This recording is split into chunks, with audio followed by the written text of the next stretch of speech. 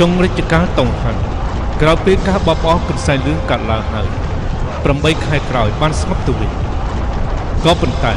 ริจการมหาหันได้ไปบะบอกกล่าววิญญาณอดมินตตูบ้านออกการรุ่งลังวินตีคือสักการะนำตีมรอยไปสักปรุงสเด็จหันอายุดับบุญชนำเลี้ยวเปลี่ยนลังสนองดีคือจริงไม่ตอบคำพระอำนาจบองโปรดใส่ดำไปตุ่มเลี้ยอำนาจมันเกรงสลับตามกำหนดระบายอยู่สั่งเจนมินจีเอาตรงจูลึกทับโจริตนีนึกโกใบได้เชื่อสมัยสังเกตบุกโกออกมาจากเปจิ้มมรชนำนี้คือจับดามลิตรดางลานได้ใบคือสักการะนำตีมรอยไปสักปรุงตรงจูตุ่มเลี้ยสลายเลี้ยวปีนแต่ตั้งพระอำนาจเลี้ยวซีจีสลายให้ขาสลายหันสินตรงจูเตอร์ดำลังจีออกไปกระดับอำนาจตู้เตียงริจการเนี่ยน่าก็กุมกุลมันยุบประมาณก็มังกรกำหังตู้เตียงหนุโกประโกน้ำเมียนที่มันเชี่ยส้มมันไตรริจการจูนโลกออกไปต้องจังไปริจแวงจูนโลกออกไปต้องจังไปริจแวง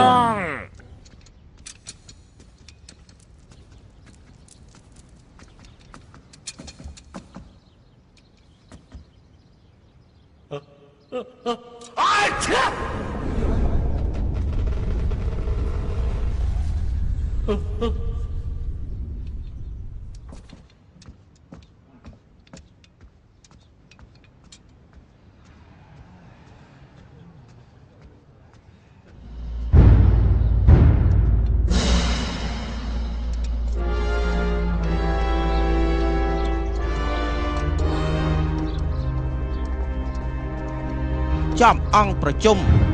บัดสาวนาคา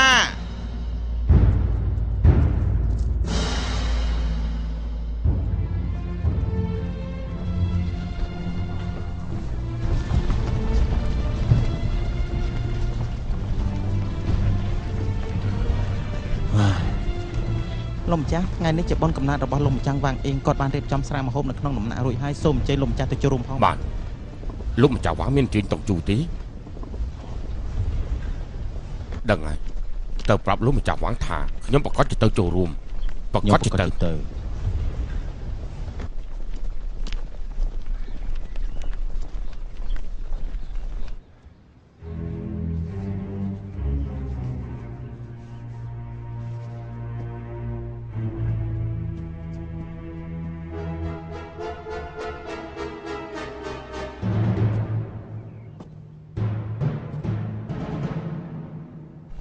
លោកអមាតូចលោកចាស់ឆាយខ្ញុំបានចាំលោកយូរហើយតើលោកអត់មានដំណឹងអីនិយាយប្រាប់ខ្ញុំទេ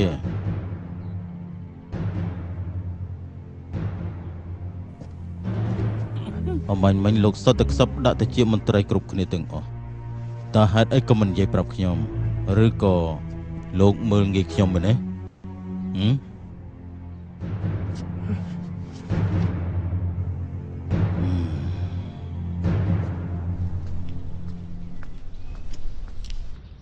រិទ្ធគ្រូលោកមើលដឹងហើយនៅមនុស្សដែលលោកម្ចាស់វ៉ាងអញ្ជើញសិតតែជាមន្ត្រីចាស់ចំនួនមុនទឹកអស់ពិតជាchẳngម៉េចណាខ្ញុំយល់ថាលោកម្ចាស់វ៉ាងរៀបចំពិធីនេះមិនមែនដើម្បីលោកម្ចាស់យានអូឆៅមឹងទៅជំរាបលាខ្ញុំសុំលាទៅមុនបាទសុំជើញពួកយើងសុទ្ធតែជាមន្ត្រីរាជការដូចគ្នាតែមានអ្នកខ្លះខ្ពើមធ្វើជាមិត្តភក្តិរបស់ខ្ញុំខ្លាំងណាស់លោកពិតជាភ្នែកមុតមែនបើរាជគ្រូមិនយល់ទាស់ទេខ្ញុំចង់ធ្វើជាមិត្តភក្តិរបស់លោកកំដរលោកដល់ប៉ុន្មានជំហានតើបានទេតាមចិត្តលោកតចអញ្ជើញរាជគ្រូយានថ្ងៃនេះគឺថ្ងៃកំណើតរបស់លោកម្ចាស់វាងមែនទេបាទខ្សែភ្នែករបស់លោកមិនត្រឹមតែមុនទេតែជារបស់លោកក៏វីដែរលោកនិយាយមកមើលពួកអាម៉ាត់ដែលនាំពាក្យជំនួសលោកម្ចាស់វាងនោះហេតុអីបានចេញអញ្ជើញពួកលោកទៅទាំងអស់លើកលែងតែខ្ញុំម្នាក់អញ្ចឹងគួរតែដឹងថាខ្ញុំគោរពមន្ត្រីចំនួនចាស់ដូចជាពួកលោកជាងគេណាជាពិសេសគឺលោកម្ចាស់វាងតែម្ដងមុនពេលខ្ញុំឆ្លើយតបនឹងលោកមានរឿងមួយខ្ញុំក៏ចង់សួរលោកវិញដែរសូមលោកសូមម្ចាស់ដោយលោកនិយាយអញ្ចឹងលោកម្ចាស់វាងអញ្ជើញភ្ញៀវតើហេតុអីបានជាមិនអញ្ជើញលោកដែរសួរបានល្អបើល្អអញ្ចឹងសូមលោកជួយណែនាំផងណា តាមខ្ញុំយល់គឺព្រោះតែអ្នកដែលគាត់អញ្ជើញម្នាក់សតកម្មនៅក្នុងគ្រួសារធំទាំងអស់ហើយធ្លាប់ទទួលគុណពីព្រះមហាក្សត្រចំណែកខ្ញុំនៅក្នុងកាយភ្នែករបស់ពួកលោកគឺកូនចៅមន្ត្រីក្រាវក៏ខ្វក់ណាស់មនុស្សថោកទាបម្នាក់មិននឹងអាចរាប់អានជាមួយនឹងអ្នកខ្ពង់ខ្ពស់បានទៅមែនទេ អាយ៉ាលោកអាចនិយាយសម្ដីដល់កម្រិតនេះគឺអស្ចារ្យណាស់ទៅហើយប៉ុន្តែនៅមានមូលហេតុមួយទៀតណា លោកម្ចាស់ពិតជាចង់ឲ្យខ្ញុំនិយាយចេញមកអស់មែនទេ គឺលោកចង់រួមដំណើរជាមួយនឹងខ្ញុំបើរួមដំណើរមិនរួមផ្លូវតើមានអីខុសប្លែកពីមានតែសាកសពអត់មានព្រលឹងទៅ បាន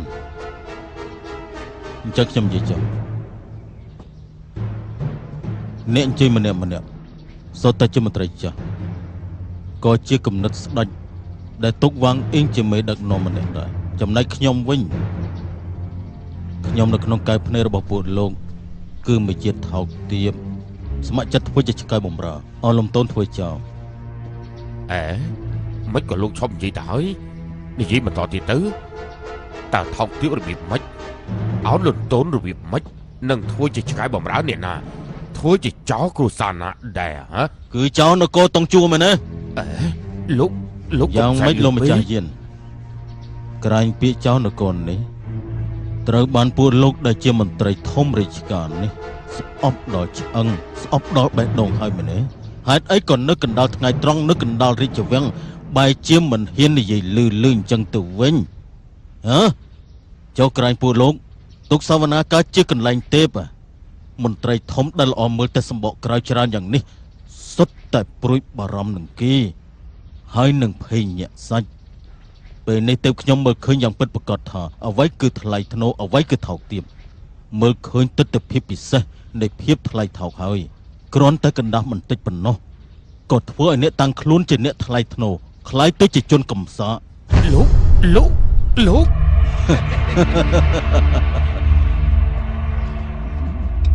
អើយ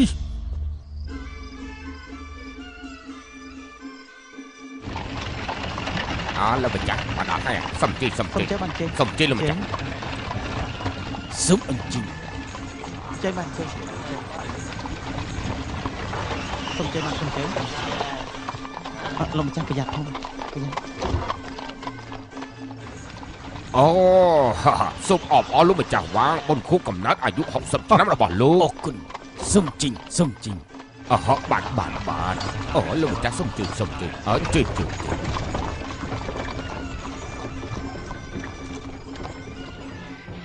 មកជុំគ្នាអស់ហើយ អូសូមជម្រាបលោកម្ចាស់ភ្ញៀវដែលពួកយើងបានអញ្ជើញនេះមកគ្រប់អស់ហើយអត់មានខ្វះម្នាក់ទេ ល្អណាស់បិទទ្វារធំពន្លត់គូមឲ្យពួកគេឈប់ទៅកុំឲ្យភ្ញាក់ផ្អើលដល់ឆ្កែដែលល្បាតពីយប់ណា ទទួលបញ្ជា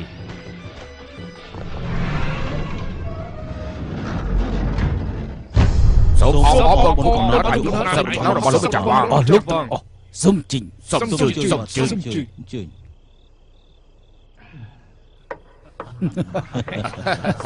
ស្រាល្អឆ្ងាញ់មែន ពិតស្រាល្អ ជឿមកជឿ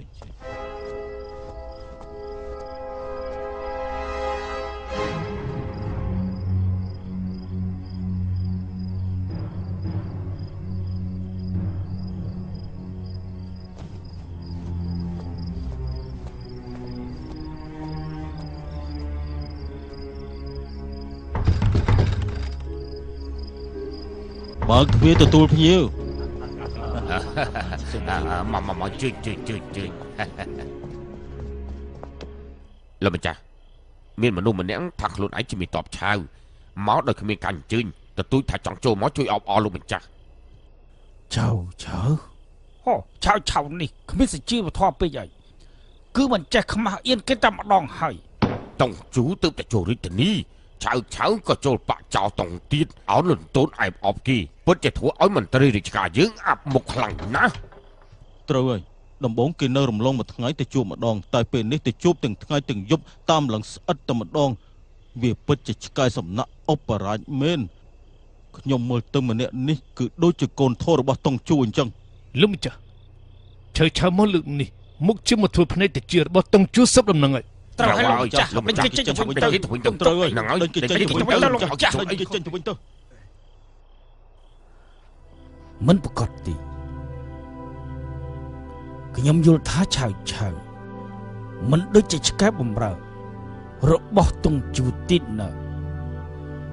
យ៉ាងហោចណាស់គេមិនស្ម័គ្រចិត្តធ្វើជាឆ្កែឆៅជាមនុស្សដែលមានមហិច្ឆតាធំម្នាក់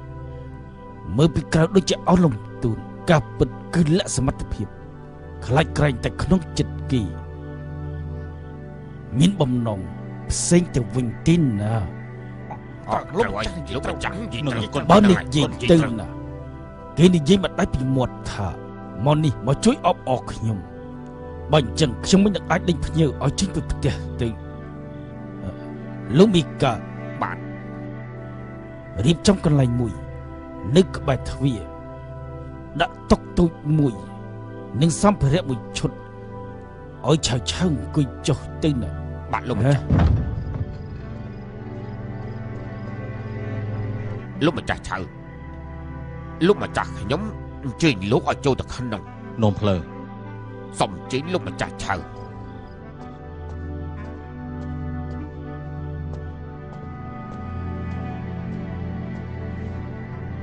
ខ្ញុំបាទឆៅ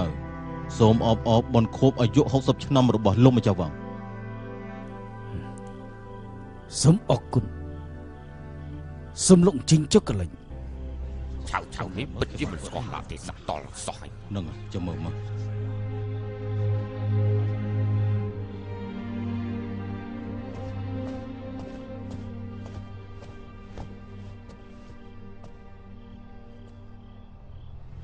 ឆៅអរគុណលោកម្ចាស់ អស់លោក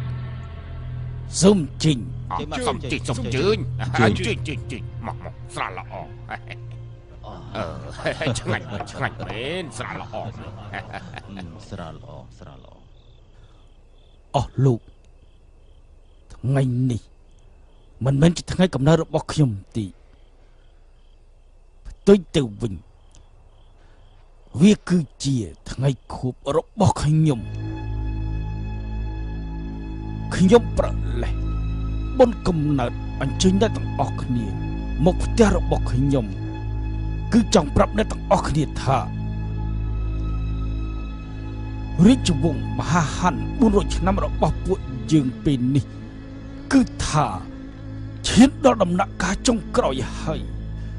ទឹកដីក៏រលាយមេឃដីគ្មានពន្លឺវត្តអារាមត្រូវគេបំផ្លាញមន្ត្រីក្បត់លេបយកនគរក្សត្រត្រូវគេប្រមាថមន្ត្រីស្មោះត្រង់ត្រូវគេសម្លាប់ក្នុងនគរមានអាចោរត្រកូលទុកកាន់ក្តាប់អំណាចរាជការនៅខាងក្រៅពួកអាចោរក្បត់ចង់លេបយកទឹកដីនគរហាន់ខ្ញុំពិតជាបារម្ភខ្លាំងណាស់នគរនឹងវិនិច្ឆ័យគួរឲ្យខ្លោចផ្សាណាស់ នៅមានទៀតចៅតុងលួចចូលរាជវាំងរាល់យប់ដេកលើរាជបល្ល័ង្ករំលោភស្រីស្នំតាមអំពើចិត្តទង្វើដូចជាសត្វធាន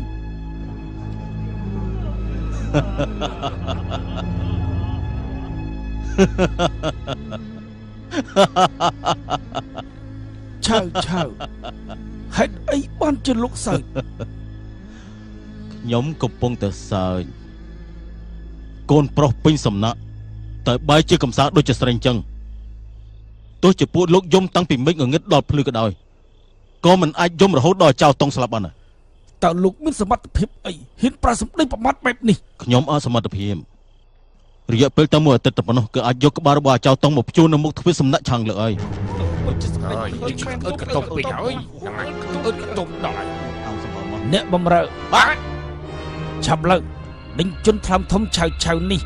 ចេញពីសាលធំចេញឲ្យផុតពីដំណាក់ បាទហេមកទៅ មើលឈប់សិនមើលលោកម្ចាស់វ៉ាងស្ដាប់ខ្ញុំនិយាយសិន និយាយទៅ នៅលើកនេះ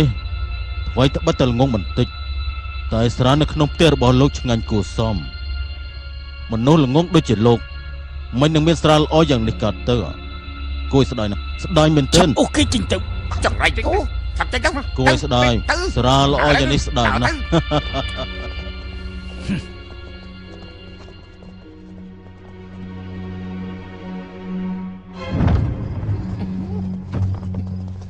តើឆ្ងាយទៅឆាប់ទៅឲ្យបានទៅ ជនកំសាជនកំសាជនកំសា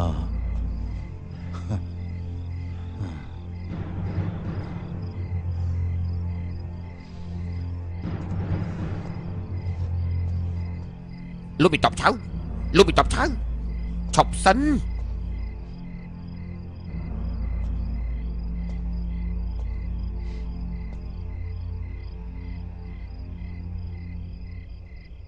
លោកមិនតបឆៅ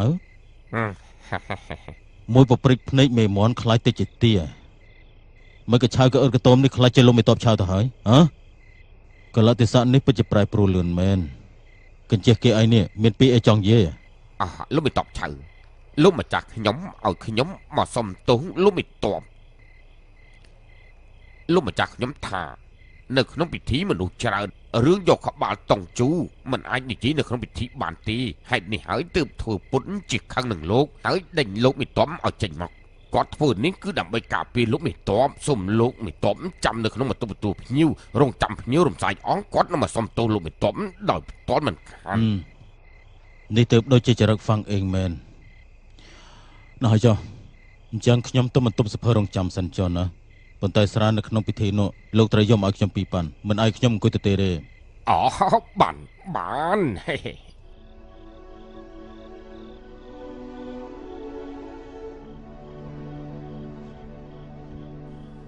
លោកបងមឹងអើលោកបងចាំជូនណាស់ហើយពិតជារអៀសខ្លួនណាស់សូមគ្រប់លោកបងបង្ហាញពីភាពសំទោស លោកម្ចាស់វាងលោកគួរសំប្រយ័ត្នពួកមន្ត្រីអស់នោះគេទៅអស់ហើយមែនទេ អូពួកគេទៅអស់ហើយមុននេះមនុស្សច្រើនពេកខ្ញុំមិនអាចសួរដេញដោលតើលោកបងមឹងពិតជាមានពិធីសម្រាប់អាចោក្បត់នោះមែនទេអូសុំចេញ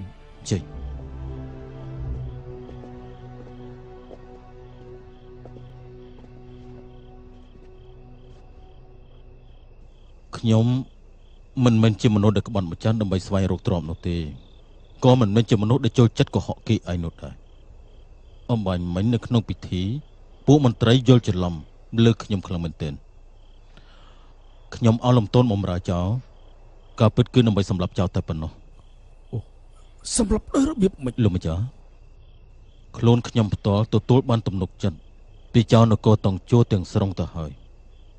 ទោះជាសំណាក់ឧបរាជមានអង្គរៈការពារតឹងតែងក៏ដោយក៏ខ្ញុំអាចចូលដល់សល់ខាងក្នុងសំណាក់ឧបរាជដោយមិនចាំបាច់ជម្រាបជាមុនក៏ប៉ុន្តែតង់ជួនេះវាតែងតែពាក់អាវក្រោះជាប់នឹងខ្លួនជានិច្ចមួយដៃធម្មតាសុទ្ធតែចាប់មិនចូលនោះទេតើលោកម្ចាស់នៅចាំរឿងអូហូកាន់កំបិតមុតធ្វើឃាតតង់ជួនៅនិឃាតរដូវកាលពីឆ្នាំមុននោះទេគឺព្រោះតែចាក់អាវក្រោះមិនធ្លុះទៅបរាជ័យត្រូវប្រហារជីវិតទាំងពូជគ្មានសល់ម្នាក់ទេបាញ់ចឹងគំនិតលបងគឺខ្ញុំឮថាក្នុងដំណាក់លោកម្ចាស់មានកំបិតទឹកតារា7តមកពីដូនតាមឲ្យទម្លុះមាសទម្លុះគុជមុតគ្មានអ្វីព្រាមតើមែនទេបើសិនជាលោកម្ចាស់ឲ្យខ្ញុំខ្ជិះកំបិតទឹកនោះខ្ញុំស្ម័គ្រចិត្តកាន់កំបិតទឹកនោះចូលសំណាក់អបរាជចូលទៅចិត្តខ្លួនតង់ជួរោគឱកាសមួយសម្រាប់ឆ្កែឆ្គុតតង់ជួនៅពេលដែលតង់ជួស្លាប់បាត់កងទ័ពស៊ីលៀនគ្មានមេដឹកនាំប្រកាសជាខ្ចាត់ខ្ចាយដល់ពេលនោះកិច្ចការធំនឹងបានសម្រេចជាមិនខានចូលដំណាក់ធ្វើឃាតដែរបើអញ្ចឹងខ្លួនលបងក៏គ្មានជីវិតចេញមកវិញដែរណាអ្នកស្នេហាជាតិកំចាត់មនុស្សអាក្រក់ជូនគោមិននឹងអាចស្ដាយសំណោះជីវិតខ្លួនឯងទៅបើអាចយកក្បាលរបស់តង់ជួភ្ជួរលើទ្វារក្រុងនោះឆាវខ្ញុំប្រកាសជាបានទុកឈ្មោះនៅក្នុងប្រវត្តិសាស្ត្រជាមិនខានបើមិនអាចទៅវិញអញ្ចឹងក្បាលដែលភ្ជួរនៅលើទ្វារក្រុងនោះគឺប្រហែលជាក្បាលរបស់ខ្ញុំតែទោះបីជាអញ្ចឹងក៏ដោយក៏ខ្ញុំដាច់ខាតមិនខ្លាចដែរឆៅមឹងទៅលោកមិនតបឆៅបើសិនជាលោកអាចសម្លាប់អាចចោលនោះបានគុណសម្បត្តិលោកប្រ កត់ជាធំប៉ុនមហាមេឃហើយនឹងល្បីឈ្មោះគ្រប់ចំនួនវាសនារាជវង្សមហាហាន400ឆ្នាំនេះក្នុងពេលនេះខ្ញុំប្រគល់ឲ្យលបងមង្ទើហើយ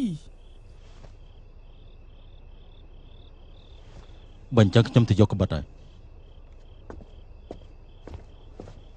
ជប់សិនលបងមង្ទើលបងយល់ថានេះជាក្បិតទិបតារាទាំង7 លោកយល់ថាមិនមែនទេ សូមចាំមកផ្លេត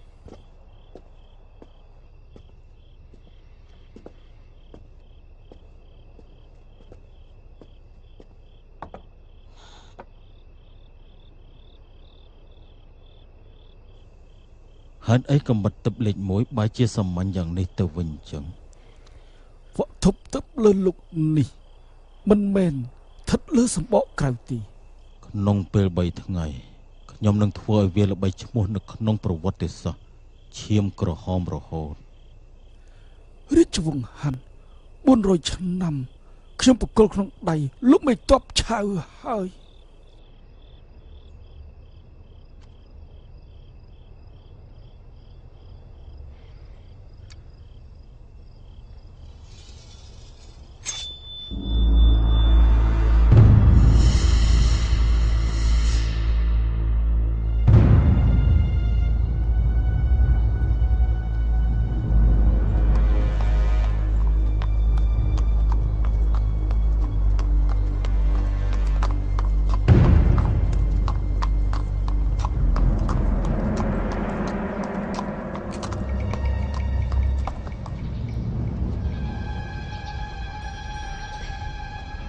មេតបស៊ីឈីសូមជួបលោកអបរាជ សូមជិះលោកចាស់ តើពលលោកមិនឆាយខ្លួនខ្ញុំទេក្រែងនៅលើខ្លួនខ្ញុំមានលក្ខអាវុធណា នោះគឺចំពោះអ្នកក្រែងលោកមិនចាំបាច់គួរសមទេសូមជិះលោកចាស់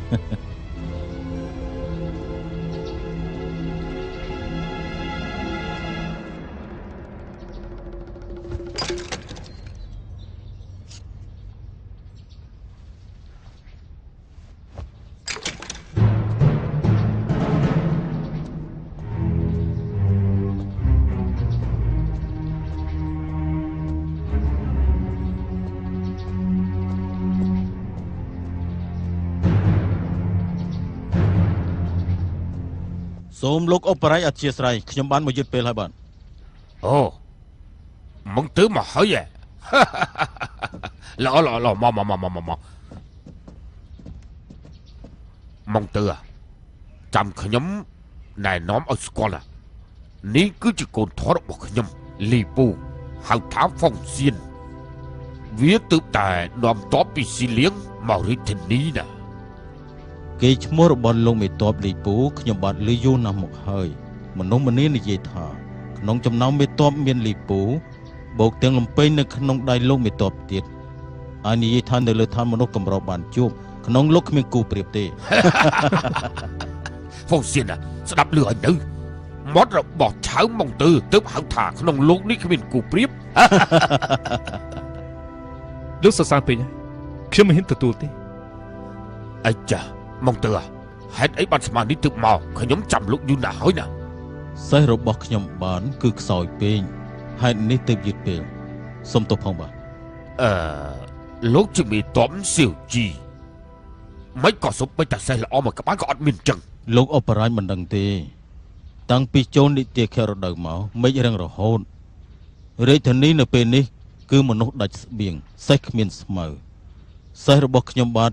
ចិត្តដើរស្លាប់ទាំងរស់ទៅហើយ ចឹងមិនបាននេះហ៎មិនបាននេះ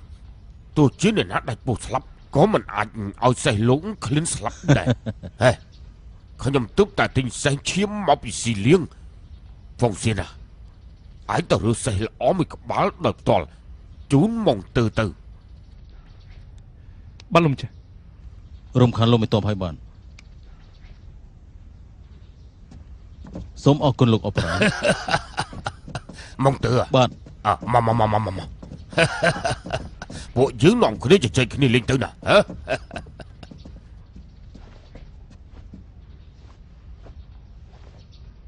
មកទៅខ្ញុំសួរលោកតើលោកស្គាល់យៀនសៀវយៀនពិនឈូទី ខ្ញុំនឹងយិនពិនឈូស្គាល់គ្នាតាំងពីតូចមក ប៉ុន្តែចរិតរបស់ខ្ញុំគឺខុសពីគេ អាចចង្រៃយិនសៀវនេះពេលដែលយើងចូលក្រុងគួរតែសម្រាប់វាចោលយូរណាស់ហើយពេលនោះគិតដល់គេឈ្មោះវាធំខ្ញុំចិត្តទុនមកពេលក៏ឲ្យអាចង្រៃនេះរត់ចេញទៅបាត់ស្មានមកដល់តែពេលនេះ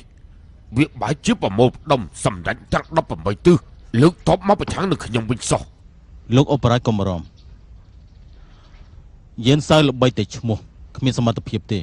ហើយសម្ដេច18ក្រុងក៏មិនមែនជាដៃគូរបស់កងទ័ពស៊ីលៀងដែរលោកអបរាជគ្រាន់តែចាត់លោកមេទ័ពលីពូឲ្យដឹកនាំទ័ពសេះ 30,000 នាក់ទៅវាយគឺប្រកាសជាឈ្នះ ប្រកាសដែរខ្ញុំក្រៅពីលីហ្វុងសៀកនៅមានមេតបលីយៀនិងគក់ស៊ឺទៀតពួកគេទាំងពីរនាក់ម្នាក់សិតតែអងអាចក្លាហានសម្រាប់សម្ដេច18ក្រុងគឺងាយស្រួលដូចជាសម្រាប់ជ្រូកនិងឆ្កែអញ្ចឹង ខ្ញុំយល់ថាសំខាន់ជាងគេនោះគឺមានលោកដឹកនាំទ័ពស្មើនឹងហានស៊ីងគ្រប់គ្រងនគរស្មើនឹងសៀវហឺមហាហានយើងបង្កើតនគរ400ឆ្នាំក៏ប៉ុន្តែមិនដែលឃើញអ្នកដែលមានសមត្ថភាពធំដូចជាលោកអបរាជនោះទេ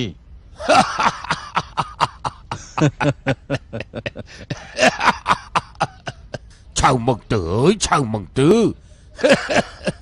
ពេលស្ដាប់លោកនិយាយណាខ្ញុំពិតជាសប្បាយចិត្តដល់ហើយ មកទៅខ្ញុំមានរឿងមួយទៀតចង់សួរលោកណា លោកអបរាជសូមចុះ ខ្ញុំដឹងថាពួកមន្ត្រីរាជការទាំងអស់នោះសម្បកការគ្រប់ខ្ញុំការពិតស្អប់ខ្ញុំដល់ឆ្អឹងហើយបនឲ្យតែយកក្បាលរបស់ខ្ញុំបានយកទៅព្យួរនៅលើទ្វារក្រុងទេណែទំនាក់ទំនងរបស់លោកនឹងមន្ត្រីធំអស់នោះល្អទេខ្ញុំសួរលោកទៀតក្រោយពេលដំណឹងយិនសៀវលើកតបទៅផ្សារហើយតើមនុស្សទាំងនោះមានសកម្មភាពយ៉ាងម៉េចដែរ សកម្មភាពធំគឺមិនមានទេយប់មិញគឺបុណ្យកំណត់60ឆ្នាំរបស់លោកម្ចាស់វងពួកមន្ត្រីទាំងអស់សុទ្ធតែចូលរួមខ្ញុំក៏ទៅដោយគ្មានការអញ្ជើញដែរខ្ញុំគិតថាទៅស៊ើបសភាពការជំនួសលោកតែស្មានមកដល់ថាត្រូវពួកគេដេញចេញមកវិញសោះ ពួកអាចចង្រៃអស់នេះពិតជាមិនមែនជាមនុស្សមែន អីចាម្នាក់ដេកស៊ីប្រាក់ខែចិញ្ចឹមខ្លួនឡើងថត់អស់ក្រៅពីជេរយើងនៅក្នុងចិត្តគឺគ្មានជោគបាយអីផ្សេងទេ ខ្ញុំចង់តែកាត់ក្បាលពួកវាចោលអស់រួចយកសាច់ពួកវាមកស្ងោរស៊ុបស៊ី មិនបានទេលោកអបរាជព្រោះអីពួកសុភាពបរោះនោះគឺសាច់ជូរខ្លាំងណាស់ អូគឺជូមែន ឲ្យតែខ្ញុំនឹកឃើញធ្មេញរបស់ខ្ញុំនេះសគៀខ្លាំងណាស់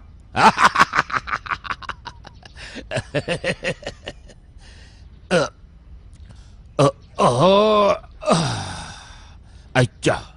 លក់យ៉ាងកន្លែងចង្រៃនេះបើប្រៀបធៀបនឹងស៊ីលៀងកដៅជាងគ្នាឆ្ងាញ់ណាស់លោកមើលមិនតាន់ដល់នីតិខារដូវផងមនុស្សឡើងកដៅចង់ស្លាប់អស់ទៅហើយមកទៅ បាទទៀត ខ្ញុំចូលទៅក្នុងដេកមួយសន្ទុះសិនហើយណា បាទអញ្ជើញ អឺ លោកអបរាជប្រយ័ត្នផងបាទប្រយ័ត្ន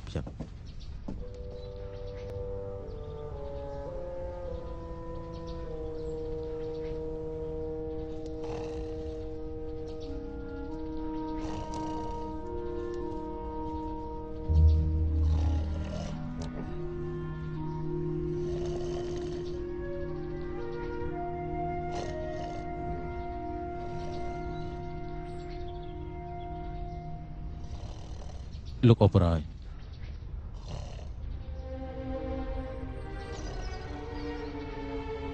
លោកអបរាជ អ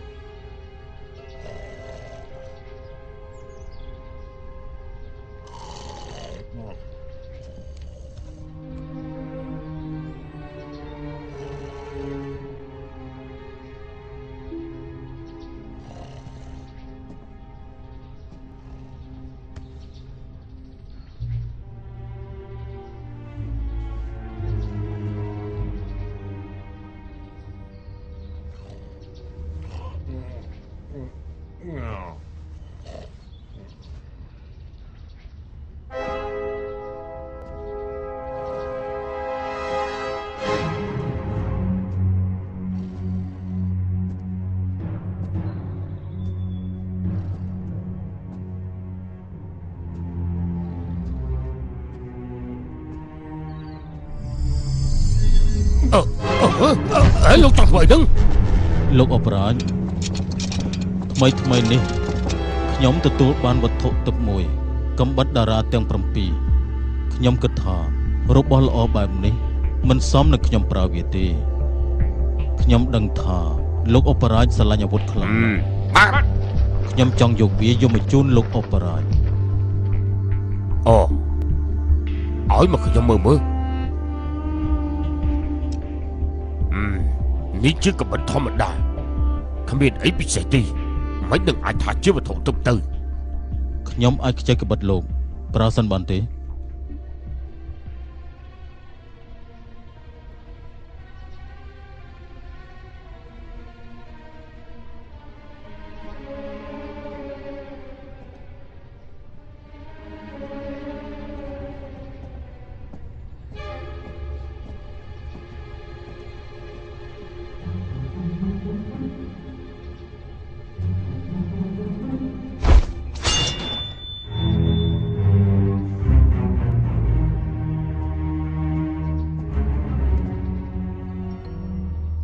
ទេវតាអើយលើលោកនេះមានកបិតបែបនេះផងហ៎ល្អពិតជាល្អមែនកំបិតទឹកបែបនេះអ្នកណាអាចនឹងសំប្រើមានតែខ្សាត់ដូចជាលោកអបរាជទេទើបសំប្រើវត្ថុទឹកបែបនេះមកទើលោកពិតជាស្មោះនឹងខ្ញុំមែនខ្ញុំអរគុណនឹងលោកហើយហ៎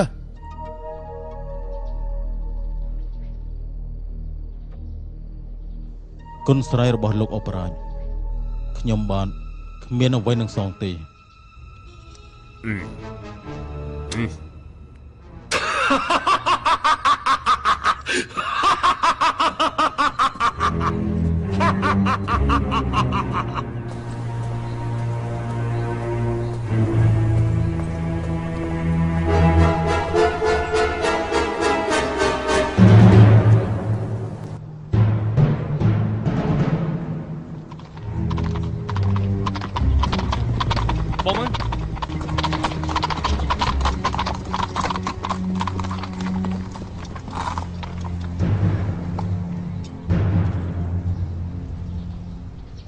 លោកមីតបលីមានការអីមើលទៅលោកភ្លេចហើយលោកអបរាជឲ្យខ្ញុំជូតសេះមួយក្បាលជូនលោកនោះណាលោកមើលសេះនេះយ៉ាងម៉េចដែរនេះគឺសេះឈីមញើស៊ីលីនដែលខ្ញុំរើសជូនលោកដោយផ្ទាល់មួយថ្ងៃឲ្យរត់បាន800យោជសេះខ្លាំងបែបនេះឲ្យខ្ញុំជីងគួរឲ្យស្ដាយពេកហើយរបស់មឹងសរសើរពេកហើយសេះទៅផ្សំជាមួយអ្នកខ្លះខ្ញុំអាចសាកមើលបានទេអញ្ចឹង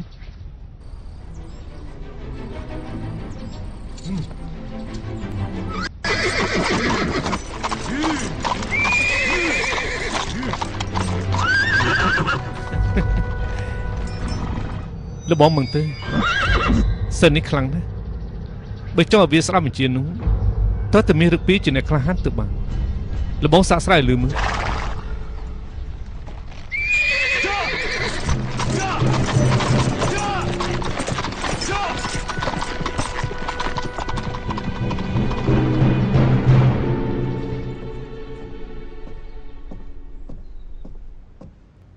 ទុកធំ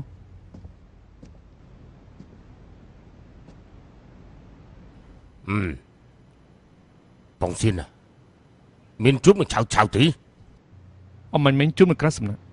ខ្ញុំមករើសែលអមមួយក្បាលជូនគាត់ហើយតាមមើលពេលនេះគាត់កំពុងតែជាសេះនឹងបោកគ្រប់ទីកន្លែងហេបងស៊ីនមិនឆៅយកកបិតទឹកមួយនេះមកឪពុកឯងមើលណារបស់នេះណាពិតជាល្អដាច់គេមែនកាប់ដាច់ផុយល្មមមិនកាប់តែមួយកបិតសោះកាច់ចកស្ពាន់នេះដាច់ទៅជាពីរកបិតនេះពិតជាវត្ថុទឹកមែនវត្ថុទឹកណាគឺវត្ថុទឹក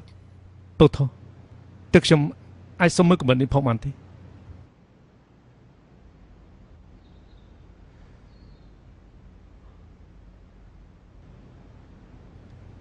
កមិតឆៅគេថាកបិតនេះហៅថាកបិតតារា7កមិតតារាទាំង7ទុកធំខ្ញុំឮថានៅសំណាក់ហ្វាំងអ៊ីងក៏មានកមិតតារាទាំង7ដែលតមកពីដូនតាមួយដែរឬក៏ជាកមិតនេះទៀតដែរ វ៉ាងអ៊ីមិនឆៅគេនិយាយថាពេលបុនកំណើតរបស់វ៉ាងអ៊ីឆៅធ្លាប់ទៅអបអគីតែត្រូវវ៉ាងអ៊ីដេញចេញពីសំណាក់បើអញ្ចឹងនោះហេតុអីបានជាគៀវយកវត្ថុទឹកប្រចាំគ្រួសារជូនទៅគី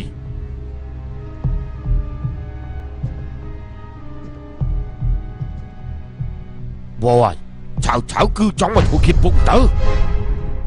ពុកធពុកសង្ស័យច្រើនពេកសង្ស័យច្រើននៅសម័យនោះគឺមកពីសង្ស័យច្រើនទើបជួយជីវិតពុកបានណាឲ្យតែឃាតករចូលមកជិតពុកនឹងដឹងក្លិនហើយពុកនឹងឃើញហើយមិញប្រតិកម្មរបស់ឆៅស្លន់ស្លោពេលលើកកបិតជូនពុកដៃឡើងញ័រនៅមានទៀតបើវាពិតជាមានចិត្តចង់ជូនឲ្យពុកមែនមិញនេះពេលដែលជុំមុខគ្នាមិនក៏មិនជូនឲ្យពុកតែម្ដងទៅតលតែពុកមកកន្លែងនេះហើយដេកទៅវាដកកបិតជូនពុកបើកុំតែចង់ពលឺចេញពីកញ្ចក់ស្ពាន់នោះហើយត្រូវពុកស្រែកថែមមួយម៉ាត់ទៀតនោះកបិតនេះប្រហែលជាចាក់ដល់ឆ្អឹងខ្នងពុកបាត់ទៅហើយ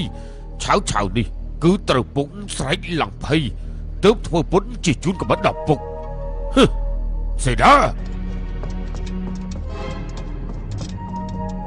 លោកប្រាំងឆាប់ទៅហៅឆៅមកជុំយើងភ្លាមបាន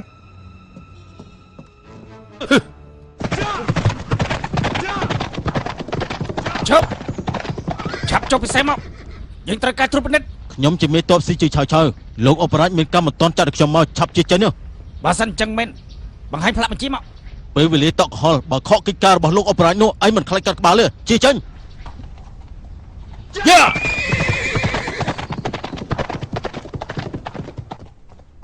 សូមរាយការណ៍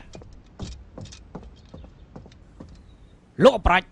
មុននេះមានមនុស្សម្នាក់ថាទទួលបញ្ជាពីលោកសម្រុកចេញនៅទ្វារខាងកើតខ្ញុំចង់ដឹងថាលោកមានចាត់ទៅទីម្នាក់នោះគឺនេះណាគេថាគេមិនតបស៊ីជីឆៅវាគឺជាឃាតករគឺចោលឆៅគឺចង់មកធ្វើឃាតយើងណាសពផ្សាយបញ្ជាយើងទៅចាត់កងទ័ព 5000 នាក់ឲ្យចេញពីកងចាប់ខ្លួនឆៅព្រាមទទួលបញ្ជា